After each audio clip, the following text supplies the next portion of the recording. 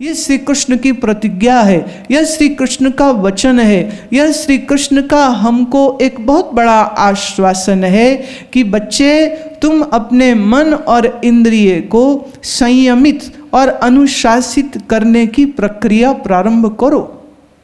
Now let's go into what to do, how to do. How to do में the first step is सूर्य उदय से पहले उठिए। पहला काम, सूर्य उदय से 1 से 1.5 घंटा पहले उठिए, स्नान करिए और चटाई पर या मैट पर आसनों को करिए।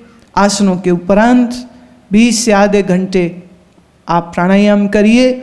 और मेरा तो सुझाव यह है कि समय कम होता है, माताओं ने बच्चों के लिए नाश्ता बनाना है, पति के लिए नाश्ता बनाना है, सब काम करने हैं, तो जिस समय तुम प्राणायाम कर रहे हो तो उसी समय पर अपने मंत्र को भी अनुष्ठापित कर लीजिए। अर्थात जो श्वास अंदर जावे तो अंदर जाती श्वास में मंत्र, और बाहर जब श्वास जावे लेट द मंत्र राइड ऑन द ब्रेथ। श्वास को घोड़ा बना लीजिए, मंत्र को उसका सवार। तो श्वास तो आनी जानी है, जब तक जिंदा है सांस तो आएगी जाएगी, तो श्वास चले पर इस श्वास के साथ मंत्र चले। फॉर एग्जाम्पल, उदाहरण के लिए आपका मंत्र है ओम नमः शिवाय, तो जब श्वास अंदर जावे तो ओम नमः शिवाय, श्वास बाहर गई ओम नमः शिवाय, ओम नमः शिवाय, ओम नमः शिवाय। अब जितना तुम्हारा श्वास लंबा हो उतना लंबा मंत्र उच्चारण हो सकता है। अब मान लीजिए आपका मंत्र 12 अक्षरी है अथवा 16 अक्षरी है, कोई दिक्कत नहीं है, तो उसको 2 भाग में कर लीजिए। आधा मंत्र जब श्वास अंदर जावे और आधा मंत्र बाकी का जब तुम श्वास को बाहर छोड़ो। जैसे मान लीजिए आपका मंत्र महामंत्र है, तो श्वास अंदर भरा हरे राम राम राम हरे हरे, और श्वास बाहर छोड़ी हरे कृष्ण कृष्ण कृष्ण हरे हरे। तो मंत्र और श्वास का विवाह कर देना चाहिए, एक भी श्वास बिना मंत्र के नहीं जाए। तो जब मंत्र और श्वास एक साथ जाते हैं और श्वास दीर्घ हो, लंबा हो, गहरा हो, तो इसे हम कहते हैं सगर्भ प्राणायाम। सगर्भ प्राणायाम, impregnated pranayama, the breath is with the mantra. तो मंत्र और श्वास, अब इधर आपने 20 मिनट बैठ के प्राणायाम किया, रीढ़ की हड्डी सीधी करके, साथ ही साथ आपका मंत्र हो गया। तो मेरा ख्याल है 1.25 घंटे में सुबह की आपकी प्रक्रिया पूरी हो गई। अब फट से ऊर्जावान हुई ये माता जावे रसोई में और भजन गाते गाते, मंत्र गाते गाते आटा गूंदो, सब्जी काटो, छौंका लगाओ, दूध उबालो, चाय बनाओ, और सब करते हुए तुम्हारा मंत्र चलता जाए। मैं दावे से कहती हूं, ऐसा मंत्रमयी नाश्ता जो खाएगा उसका कभी नाश नहीं होगा। ऐसा भगवान का भजन करते हुए जो तुम भोजन बना के अपने पति, अपने बच्चे, अपने सास, अपने ससुर, अपने माँ, पिता, भाई, जिसको भी खिलाओगे वो भोजन नहीं अमृत तुल्य प्रसाद हो जाएगा। इस प्रसाद का जो सेवन करेगा, और जब घर में माता, देखिए माताएं तो शक्ति हैं, माताएं तो साक्षात देवी हैं। जब माँ के मुख से ऐसा मंत्र उच्चार होगा तो तुम्हारे छोटे छोटे बच्चे भी ये सीख जाएंगे। जब तुम मंत्र करोगे वो भी संग संग तुम्हारे मंत्र कर रहे होंगे। आपने न केवल अपनी साधना की है भोजन पकाते हुए, बल्कि साथ ही साथ अपने छोटे बच्चों को मंत्र का संस्कार भी दे दिया।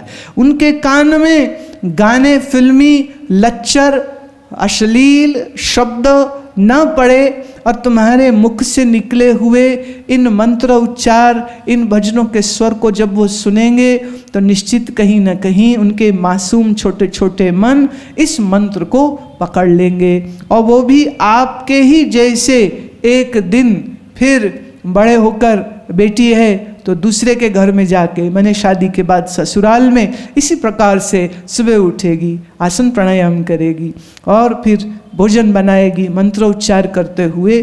तो ये आप अपनी बेटी किसी को बहू बना के नहीं, बेटी के साथ, बहू के साथ एक धर्म प्रचारिका को किसी के घर में भेज दोगे। धर्म का प्रचार याद रखना मंदिरों में और महात्माओं के द्वारा नहीं हो सकता है। मैं आई देखो 5 दिन बोलूंगी चली जाऊंगी। आप हो असली धर्म के प्रचारक। जब तुम सुने हुए उपदेश को अपने जीवन में ले आओगे, जब उसका तुम प्रैक्टिस करोगे, तो तुम बनोगे चिन्ह धर्म का, तुम बनोगे। इसलिए देखिए हमारे यहाँ ये नहीं कहते हैं कि ये इनकी पत्नी है, सही शब्द क्या है, ये इनकी धर्म पत्नी है। सिर्फ पत्नी मत बनो, धर्म पत्नी बनो। सिर्फ माता मत बनो, धर्म माता बनो। सिर्फ पिता मत बनो, धर्म पिता बनो। सिर्फ पति मत बनो, धर्म पति बनो। धर्मपति कौन है? जो स्त्री को अपनी सेविका या दासी नहीं देखता है, उसको कहता अर्धांगिनी, तू मेरा आधा अंग है, मेरा पुण्य तेरा पुण्य है, मेरा धर्म तेरा धर्म है। तो दोनों एक साथ भजन करें, दोनों एक साथ घर में एक ऐसा सुंदर वातावरण बनावें कि आपका घर घर नहीं, आपका घर तो मंदिर हो सकता है। चुनाव तुम करो, तुम घर में रहोगे कि मंदिर में रहोगे। किसी ने कहा लो जी घर मंदिर बन जाएगा तो जो हम गलत काम करते वो कहाँ करेंगे? अरे तुमने करने ही क्यों है? तुमने गलत काम करने ही क्यों है? मुझे एक सूफी कहानी याद आती। एक राजा के 2 पुत्र थे। वो सोचता है किसको गद्दी दूं। अपने फकीर से उसने पूछा महाराज आप कहिए मैं अपने किस बेटे को गद्दी दे दूं। उन्होंने कहा एक काम करो, दोनों को एक एक कबूतर दो और कहो जहां तुम्हें कोई न देखे वहां इस कबूतर को मार देना। मार लो तो वापिस आना और फिर बताना कहाँ मारा, एंड देन वील सी। सो दोनों लड़कों को एक एक कबूतर दिया विद द ऑर्डर ऐसी जगह इसको मारना है जहां तुम्हें कोई न देखे। एक लड़का गया, दूर घोड़ा भगा के चला गया, गुफा में चला गया। अंधेरी गुफा में देखा बाएं दाएं ना नर है, न जानवर है, न कोई है, और उसने गर्दन मरोड़ दी कबूतर की और घर वापिस आ गया। दूसरा लड़का गया गया गया, आया ही नहीं, रात हो गई आया ही नहीं। अरे भाई ढूंढो गया कहाँ? तो फिर वो मिला कहाँ? एक नदी के तट पर बैठा था, कबूतर अभी भी उसके हाथ में जिंदा है। बोले चलिए राजा साहब ने बुलाया है, आप तो वापिस ही नहीं आ रहे। बोलो चलो। गया तो बोले तुमने कबूतर मारा क्यों नहीं? बोले क्या करूं, मैं जहां गया वहां कोई न कोई था।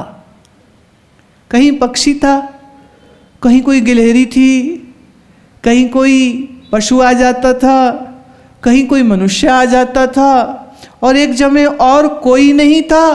तो कबूतर अपनी आंखों से मुझे देख रहा था। तो आपने कहा था जहां तुम्हें कोई ना देखे, तो कबूतर तो मुझे देख रहा था। तो जब तक वो मुझे देख रहा है मैं उसकी हत्या कैसे कर सकता हूं? फकीर ने कहा राजा साहब आपको उत्तर मिल गया ना। जो एकांत दुर्दांत स्थान में, निर्जन स्थान में भी इस असहाय कबूतर को मार नहीं सका, जिसके अंदर इतनी बुद्धि और इतना विवेक है, वही पुत्र आगे राजा होने के लायक है, वही न्यायी हो सकता है। अथवा अन्यायी होगा जो अविवेकी होगा, वो कभी न्याय नहीं कर सकता। तो इस पुत्र को आप राजा बनाइए। आपसे मैं प्रश्न पूछती हूँ। आज मैं एक कॉलेज में गई थी, इंजीनियरिंग कॉलेज में। वहाँ पर विद्यार्थियों से बात करते हुए ये मैंने उनसे भी कहा, वही बात मैं आज आपको भी कहती हूँ। आप अपने बच्चों को अच्छा खाना खिलाते हो, अच्छे कपड़े देते हो, स्कूटर बाइक घूमने के लिए देते हो, पॉकेट मनी देते हो, फ़ोन देते हो, इंटरनेट का कनेक्शन देते हो, सब अच्छा अच्छा देते हो। शरीर से वो तगड़े रहें इसलिए अच्छा अच्छा खाना भी खिलाते हो।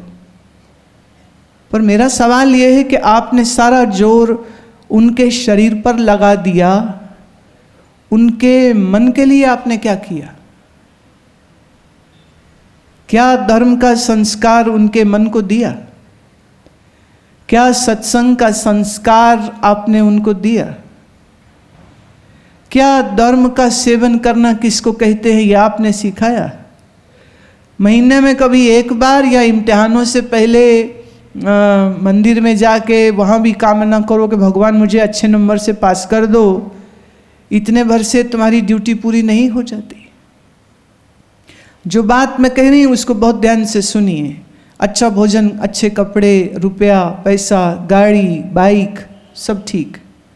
लेकिन अगर उसका मन डिप्रेशन में चला गया, कोई काम नहीं आएगा वो पैसा जो उसकी जेब में है। अगर उसका दिल कहीं टूट गया और वो कमज़ोर मन का मालिक हुआ और किसी नशे की गंदी आदत में वो पड़ गया, तुम कुछ नहीं कर सकोगे उस समय पर।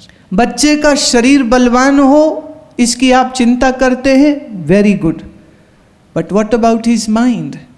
उसका मन स्ट्रांग कैसे हो, तेजस्वी कैसे हो, उसकी स्मृति अच्छी कैसे हो, उसके अंदर कोई इंफीरियरिटी कॉम्प्लेक्स तो नहीं आ गया है?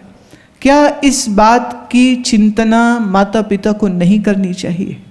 और मैं हर बार कहती हूँ, आप सत्संग में हो, बड़ा स्वागत, मुझे बड़ा आनंद है आप सबको मिलके। पर मेरा प्रश्न है, क्या आपको ये जरूरी नहीं लगा कि इस ज्ञान का श्रवण तुम्हारे पुत्र और पुत्रियों को भी करना चाहिए? क्या आपको ये जरूरी नहीं लगा कि अगर इसी उम्र से वो प्राणायाम और ध्यान के विषय में चीज़ों को समझ जाएंगे तो उनका आने वाला जीवन ज़्यादा अच्छा और ज़्यादा सुंदर बीतेगा? क्या ये आवश्यक नहीं है कि अपने मन को संतुलित और अपने मन को मजबूत बनाने का जो ट्रेनिंग है उनको अभी से मिल जानी चाहिए, ताकि जब वो पढ़ाई कर रहे हैं या कल जब वो नौकरी करेंगे तो वो किसी मन की कमज़ोरी की वजह से, देखिए दो प्रॉब्लम्स होते हैं मन के। शॉर्ट में अगर कहूँ, एग्रेशन एंड डिप्रेशन। एग्रेशन माने बहुत अधिक गुस्सा आना, और दूसरा है डिप्रेशन, बहुत ज़्यादा निराशा में चले जाना। जो बहुत ज़्यादा निराशा में जाते हैं वो बच्चों के मन में बहुत गुस्सा भरा हुआ होता है इसलिए, और जिनके अंदर बहुत ज़्यादा गुस्सा होता है वो आज नहीं कल निराशा के इस लेवल पर चले जाते। तो निराशा में जाएंगे बच्चे, वो भी ठीक नहीं, और क्रोध में रहेंगे तो वो भी ठीक नहीं। आप सोचते हो हम पैसा देके उनसे खुशी ले लेंगे, पैसा देके सिर्फ तुम उनकी आदतें बिगाड़ोगे और कुछ भी नहीं करोगे। तो जो संस्कार, जो ट्रेनिंग मन की देनी चाहिए, अगर वो उन्हें आज आप नहीं देंगे तो शायद कल इतनी देर हो चुकी होगी, ना वो तुम्हारी सुनेंगे। संतों के पास जाना, संत का दर्शन करना, सत्संग में बैठना, अगर ऐसा संस्कार उनको रहा ही नहीं तो वो जाएंगे कैसे किसी धर्म सभा में, वो जाएंगे ही कैसे किसी सत्संग में, तो वो सीखेंगे कैसे? ये विषय बहुत चिंतन करने के योग्य है। श्री कृष्ण ने यह बात कही थी कि सत्संग में जाना आवश्यक है, और सत्संग में जाने वाला व्यक्ति कैसा होना चाहिए? उसके अंदर ज्ञान की पिपासा, ज्ञान की जिज्ञासा तभी तो आएगी जब उसके मन में पहले यह संस्कार हो जावे, ये बात समझ आ जाए कि शरीर हमारा मरण धर्मा है, ये किसी समय भी समाप्त हो सकता है। इसी शरीर में जो अजन्मा अनंत आत्मा है, सो क्या है, सो कौन है, सो कैसे है, जब इसके बोध की चाह उसके मन में नहीं होगी। याद रखना, प्यास लगने पर कुआं खोदोगे तो कुआं खोदा नहीं जाएगा, प्यास लगने से पहले कुआं खोद लेना चाहिए। ऐसे ही निराशा, दुख, परेशानी, रोग में तो फिर इतना शक्ति और इतना समय ही नहीं होगा कि आप ज्ञान ध्यान इत्यादि को सीख सके या अभ्यास कर सके। जब शरीर स्वस्थ है, जब कोई परेशानी नहीं है, वही तो समय है जब आप ज्ञान अर्जित करें और उस ज्ञान के सूत्र के अनुसार जब जीवन को जीते हैं तो हमारा जीवन अच्छा होता है। आहा तद विद्धि प्रणिपातेन परिप्रश्नेन सेव्य उपदेक्षन्ति ते ज्ञानम ज्ञानिनस्तत्त्वदर्शिनः। विधि पूर्वक कहा, भगवान कहते विधि पूर्वक प्रणिपात होकर समर्पित भाव से ज्ञानी जनों के समीप जाइए और बहुत नम्रता से उनसे प्रश्न पूछिए उनकी सेवा करने के उपरांत, और उनसे कहिए कि हे प्रभु, जैसे आप स्वयं तत्वदर्शी हैं ऐसे ही तत्व का दर्शी मुझे बनाइए। ऐसा उपदेश कीजिए कि मैं तत्व का बोध प्राप्त कर सकूं और मेरा चित्त आनंदित और आह्लादित हो सके। जन्म जन्मांतर का जो मेरा अज्ञान है उस अज्ञान को मैं नष्ट कर सकूं, उस अज्ञान से मैं पार आ सकूं।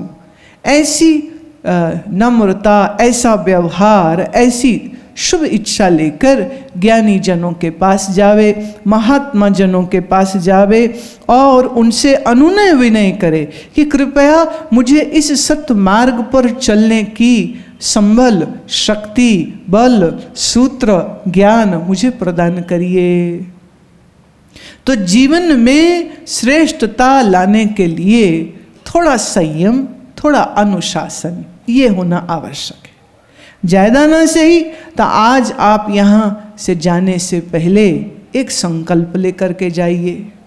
ज़्यादा ना सही तो आधा घंटा हम अभ्यास रोज़ करेंगे, रीढ़ की हड्डी सीधी करके बैठेंगे, मंत्र उच्चारण करेंगे। ज़्यादा ना सही तो एकादशी को व्रत करेंगे। ज़्यादा ना सही तो एकादशी के साथ साथ पूर्णमासी भी हो जाए तो और भी बढ़िया है। उस दिन आप फल और दूध का मात्र सेवन करिए। इससे आपकी भूख के ऊपर नियंत्रण भी आता है और साथ ही साथ मन पर विजय भी होती। जो एक दिन बिना अन्न के ना रह सके, ऐसा कमजोर मन तो बड़ा दुख का पात्र हो जाएगा। तो रोज ना सही तो 15 दिन में एक बार उपवास कर लीजिए। धीरे धीरे ये जीव का संयम आप अपनी वाणी पर ले आइए कि हम अपनी वाणी से कठोर वचन नहीं कहेंगे, हम अपनी वाणी से किसी को झूठ नहीं बोलेंगे, हम अपनी जीभा से असत्य वचन नहीं बोलेंगे, हम अपनी वाणी से किसी का दिल तोड़ने वाली बात कभी नहीं कहेंगे। वाणी का संयम थोड़ा थोड़ा ले आइए। पर ये सब संयम करने बड़े आसान हो जाएंगे अगर आधे घंटे का आंख बंद करके आसनबद्ध बैठ करके आप रोज के रोज अभ्यास करने लग जाएंगे। मैं कहूँगी कि गलत आदतें छोड़ने में तुम्हें जरा भी मेहनत नहीं लगेगी। तुम सिर्फ प्राणायाम रोज करने लग जाओ, दैट्स इट। रोज प्राणायाम करिए, रोज नियम के साथ। जैसे कई लोग बोलते हैं जी शाम के 5 बज गए, चाय नहीं मिली, सिर दुख रहा है। मैं है 5 बजे का सिर दुखने से क्या लेना देना। कहते नहीं जी हम 5 बजे रोज चाय पीते हैं, 5 बजे चाय न मिले तो सिर दुख जाता है। हाँ, किसी दिन ऐसा हो जाए कि तुमको हम रोज सुबह 5:30 बजे अभ्यास में बैठते हैं, आज बैठे नहीं हैं, कैसे भोजन कर लें। भजन नहीं किया तो भोजन कैसे करें। किसी दिन ये निश्चय बन जाए कि आज मैंने अपनी साधना नहीं की है तो बड़ा खराब लग रहा है, दिल दुख रहा है, मन परेशान हो रहा है कि मैंने एक दिन अपने जीवन का व्यर्थ कर दिया। मैं एक भजन गाया करती हूँ, श्रवण करिए उसको। हारा हुआ परेशान बुढ़ापे में आके इंसान रो के कहता है, मुझे अपना जीवन बनाना न आया, मुझे अपना जीवन बनाना न आया, रूठे प्रभु को मनाना न आया, मुझे अपना जीवन बनाना न आया, मुझे अपना जीवन बनाना। हाँ, रूठे प्रभु को मनाना न आया, रूठे प्रभु को मनाना न आया, मुझे अपना जीवन बनाना न आया, मुझे अपना जीवन बनाना न आया।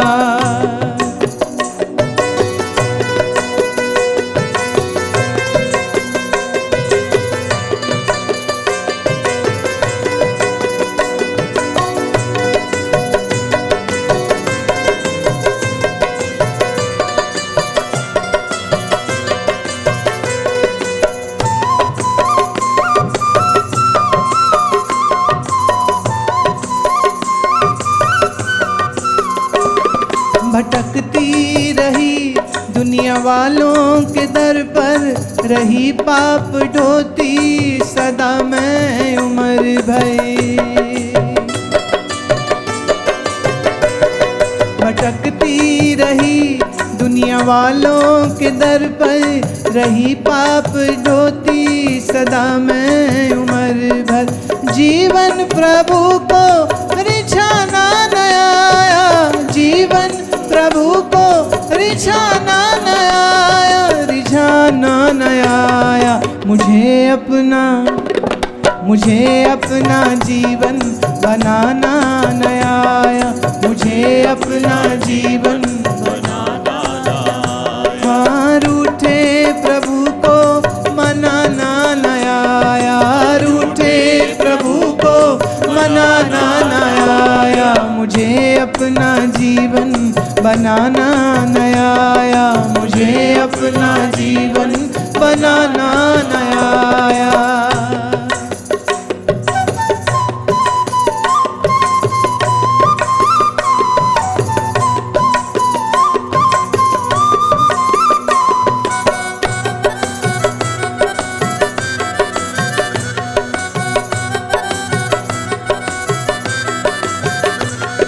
किसी काम आई न मेरी कमाई, किसी काम आई न मेरी हरि नाम बिन मैं ये जीवन गवाई, हरि नाम बिन मैं ये जीवन गवाई। किसी काम आई न मेरी कमाई, किसी काम आई न मेरी कमाई, हरि नाम बिन मैं ये जीवन गवाई, हरि नाम बिन मैं ये जीवन गवाई। हरि नाम का धन कमाना न आया, हरि नाम का धन कमाना न आया, कमाना न आया।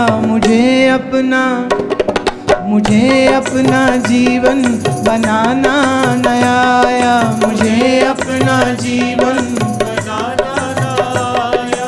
रूठे प्रभु को मनाना न आया, रूठे प्रभु को मनाना न आया। हाँ, रूठे प्रभु को मनाना न आया, रूठे प्रभु को मनाना न आया। मुझे अपना जीवन बनाना न आया, मुझे अपना जीवन बनाना न आया।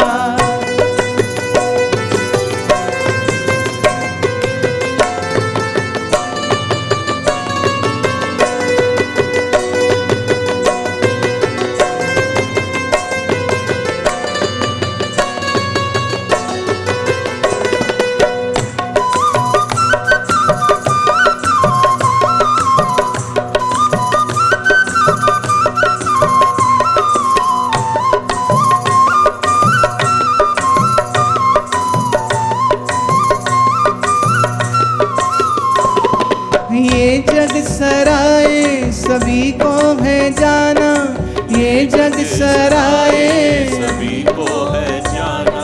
यहाँ रहने वालों से दिल ना लगाना, यहाँ रहने वालों से दिल ना लगाना। ये जग सराय सभी को है जाना, ये जग सराय सभी को है जाना। यहाँ रहने वालों से दिल ना लगाना, यहाँ रहने वालों से दिल ना लगाना। लगा हुआ दिल छुड़ाना न आया, लगा हुआ दिल छुड़ाना न आया, छुड़ाना न आया।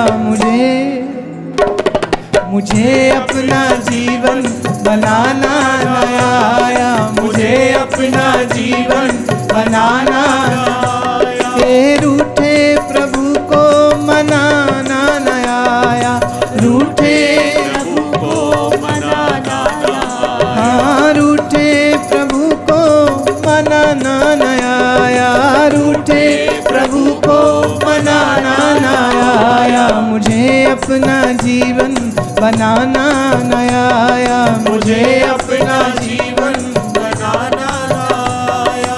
मुझे अपना जीवन बनाना न आया, मुझे अपना जीवन बनाना ना आया। जय जय सीताराम सीताराम सीता सीताराम, जय जय सीताराम सीताराम, सीता सीताराम, जय जय सीताराम सीताराम सीता सीताराम, जय जय सीताराम सीताराम, सीता सीताराम, जय जय सीताराम सीताराम सीता सीताराम, जय जय सीताराम सीताराम, सीता सीताराम। राम जपो राम जपो राम जपो राम, राम जपो राम जपो राम जपो राम, राम जपो राम जपो राम जपो राम, राम जपो राम जपो राम जपो राम, जय जय सीताराम सीताराम सीता सीताराम, जय जय सीताराम सीताराम, सीता सीताराम, जय जय सीताराम सीताराम सीता सीताराम, जय जय सीताराम, सीताराम, सीता सीताराम, जय जय सीताराम सीताराम सीता सीताराम, जय जय सीताराम सीताराम, सीता सीताराम।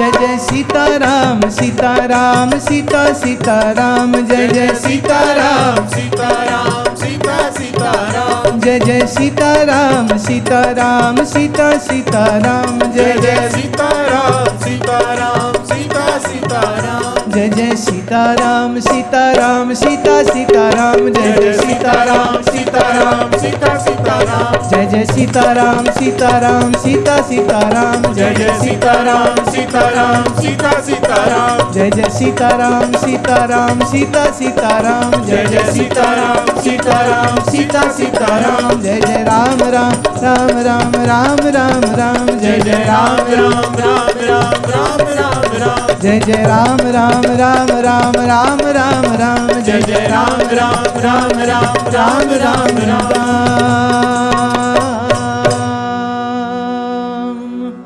बोलो सच्चिदानंद भगवान की, श्री सद्गुरुदेव भगवान की, बोलो भाई सब संतन की।